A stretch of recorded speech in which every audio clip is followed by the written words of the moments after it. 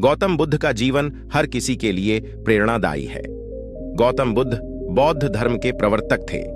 इनका जन्म 483 ईस्वी पूर्व तथा महापरिनिर्वाण 563 ईस्वी पूर्व में था। बचपन में उनको राजकुमार सिद्धार्थ के नाम से जाना जाता था। बौद्ध ग्रंथों के अनुसार गौतम बुद्ध के जन्म से 12 वर्ष पूर्व ही एक आर्षि ने भविष्यवाणी की थी कि यह बच्चा या तो एक सार्वभौमिक सम्राट या महान आर्षि बनेगा। 35 वर्ष की आयु में उन्हें ज्ञान की प्राप्ति हुई थी। वह संसार का मोह त्याग कर तपस्वी बन गए थे और परम ज्ञान की खोज में चले गए थे। आइए आज हम आपको सिद्धार्थ के महात्मा बुद्ध बनने तक के सफर के बारे में बताते हैं। जन्म काल बुद्ध का गोत्र गौतम था। बुद्ध का वास्तविक नाम सिद्धार्थ गौतम था। उनका जन्म शाक्य गणराज्य की राजधानी कपिलवस्तु के निकट लुम्बिनी में हुआ था। बुद्ध के जन्म के 7 दिन के भीतर ही उनकी माता का देहांत हो गया था। उनका पालन पोषण उनकी मौसी गौतमी ने किया था। शिशु का नाम सिद्धार्थ रखा गया था।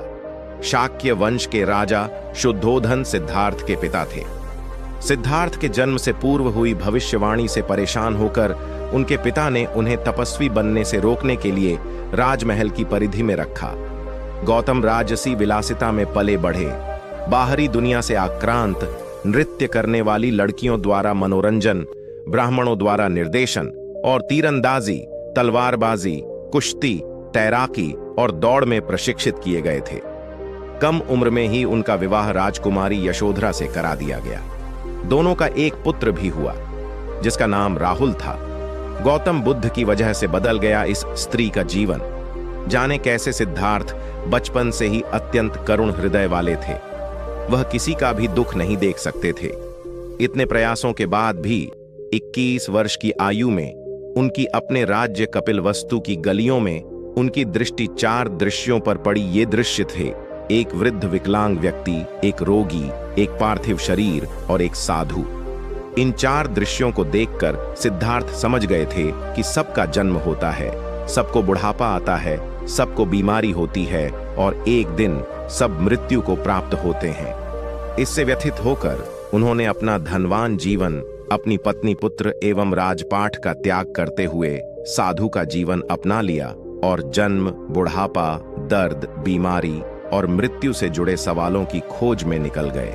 ज्ञान की प्राप्ति सिद्धार्थ ने अपने प्रश्नों के उत्तर ढूंढने शुरू किए। समुचित ध्यान लगा पाने के बाद भी उन्हें इन प्रश्नों के उत्तर नहीं मिले। फिर उन्होंने तपस्या भी की, लेकिन अपने प्रश्नों के उत्तर नहीं मिले। इसके बाद कुछ और साथियों के साथ अधिक कठोर तपस्या प्रारंभ की। ऐसे करते हुए 6 वर्ष व्यतीत हो गए।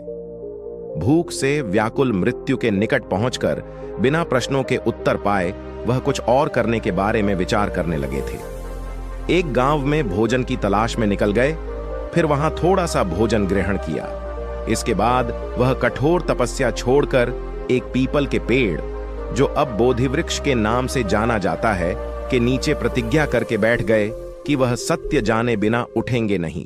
वह सारी रात बैठे रहे और माना जाता है यही वह क्षण था जब सुबह के समय उन्हें पूर्ण ज्ञान की प्राप्ति हुई थी। उनकी अविजया नष्ट हो गई और उन्हें निर्वण यानी बोधि प्राप्त हुई और वे 35 वर्ष की आयु में बुद्ध बन गए। बुद्ध को शाक्य मुनि के रूप में भी जाना जाता है। 7 हफ्तों तक उन्होंने मुक्ति की स्वतंत्रता और शांति का आनंद लिया। प्रारंभ में तो वह अपने बोधि के बारे में दूसरों को ज्ञान नहीं देना चाहते थे। बुद्ध का मानना था कि अधिकांश लोगों को समझाना बहुत मुश्किल होगा। मान्यता है कि बुद्ध को स्वयं ब्रह्मा जी ने अपने ज्ञान को लोगों तक पहुंचने का आग्रह किया था। फिर वह इस पर सहमत हो गए। इस तरह उन्होंने अपना पहला धर्मोपदेश उत्तर प्रदेश के वाराणसी के पास सारनाथ में अपने पहले मित्रों को दिया था।